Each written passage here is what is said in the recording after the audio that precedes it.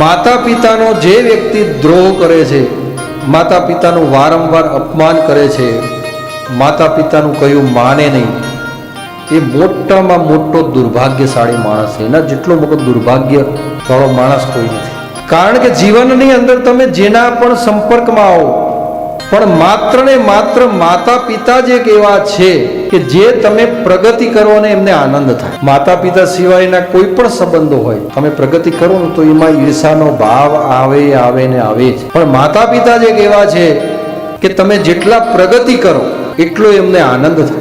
બે ભાઈ હોય પણ એક ભાઈ પ્રગતિ કરતો હોય, બે અલગ રહેતા હોય, એક ભાઈ ખૂબ સારું ધન સંપત્તિ વૈભવ કમાય છે અને બીજો ઓછું કમાય છે, તો એનું ધ્યાન પેલો વધારે કમાતો એના તરફ ના હોય, પેલાને ઓછી આવક હોય ને એની ચિંતા હોય કે એ કંઈક સારો સેટ થઈ જાય ને તો સારું. એક શરીર એ સક્ષમ હોય, નાનપણની અંદર જ આમ હૃષ્ટપૃષ્ટ શરીર હોય એને બીમારી લાગુ ના પડતી હોય, તો એ માતા પિતાનું ધ્યાન છે ને એના તરફ થોડું ઓછું હોય. પણ જે વધારે વારંવાર બીમાર રહેતો હોય તો એના તરફ એનું ધ્યાન વધારે હોય.